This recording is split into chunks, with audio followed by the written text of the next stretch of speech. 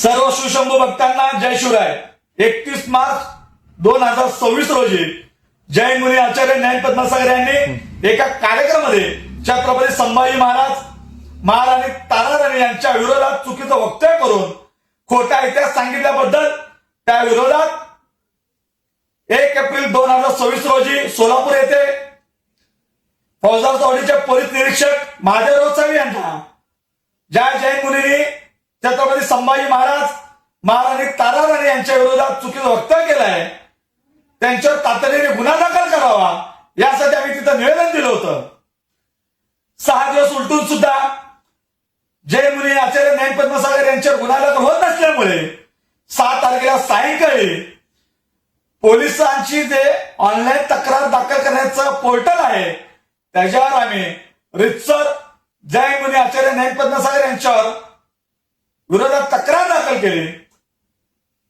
Online तक्रार दाखल केल्यानंतर संबंधित पोलीस चौकीतून तक्रारदाराला तिथं बोलवण्यात येत असतो आणि रितसर जबाब घेऊन गुन्हा दाखल करण्यात येत असतो.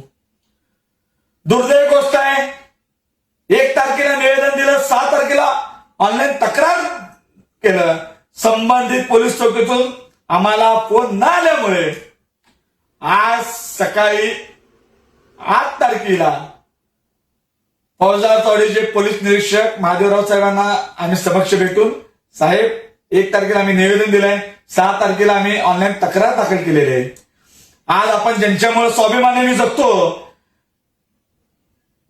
त्यांच्या विरोधात एक जैन मुनी चुकीचं वक्तव्य करताय आणि त्या जैन मुनीवर जर गुन्हा दाखल होत नसेल तर साहेब ही दुर्दैवी गोष्ट आहे.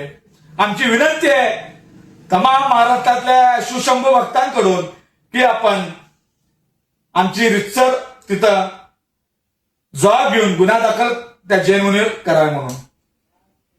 आज त्या जैन मुनी आचार्य ज्ञान पद्मसागर यांच्या वर गुन्हा दाखल न केल्यामुळं महाराष्ट्राचे मुख्यमंत्री देवेंद्र फडणवीस साहेब, महाराष्ट्राचे पोलीस महासंचालक, सोलापूरचे पोलीस आयुक्त यांना मेलद्वारे आम्ही तक्रार तिथे केली आणि सोलापूरचे पोलीस आयुक्त यांना मेलद्वारे तक्रार करून त्यांच्या ऑफिसला रितसर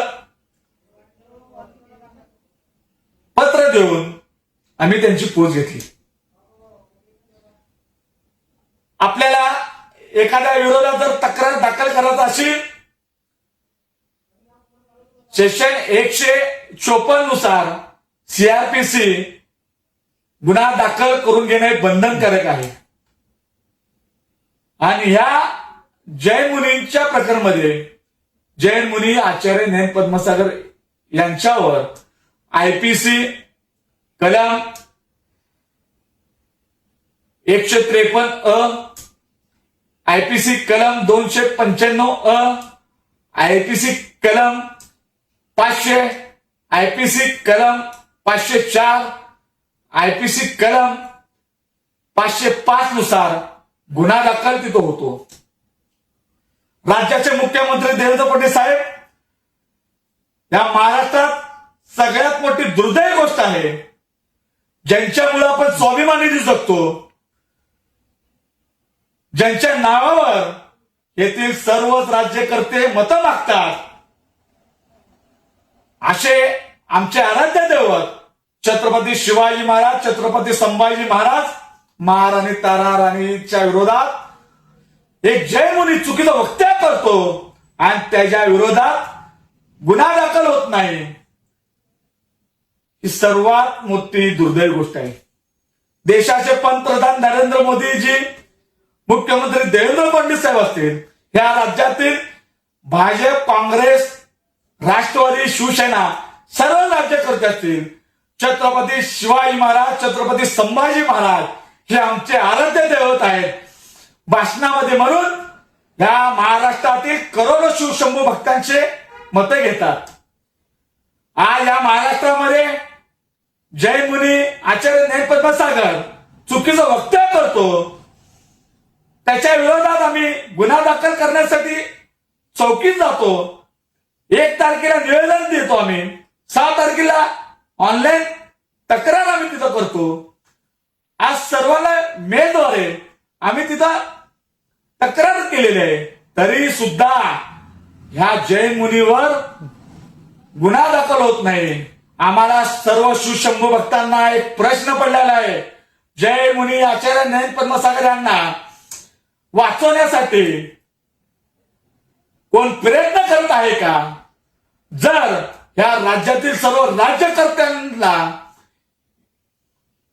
छत्रपती शिवाजी महाराज, छत्रपती संभाजी महाराज यांच्या बाबत आदर असतील तर ते गुन्हा दाखल करतील.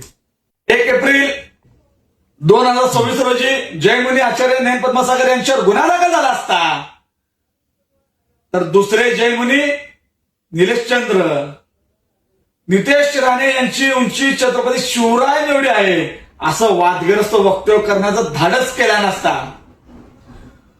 मुख्यमंत्री देवेंद्र फडणवीस साहेब, महाराष्ट्र पोलीस महासंचालक, सोलापूरचे पोलीस आयुक्त एम राजकुमार साहेब, पोलीस उपायुक्त विजय कबाडे साहेब यांच्यावर महाराष्ट्रातील करोडो शिवशंभू भक्तांचा विश्वास आहे की ज्या जयमुनींनी आमच्या आराध्य दैवत चुकीचं वक्तव्य केलेलं आहे त्यांच्यावर गुन्हा दाखल करतील.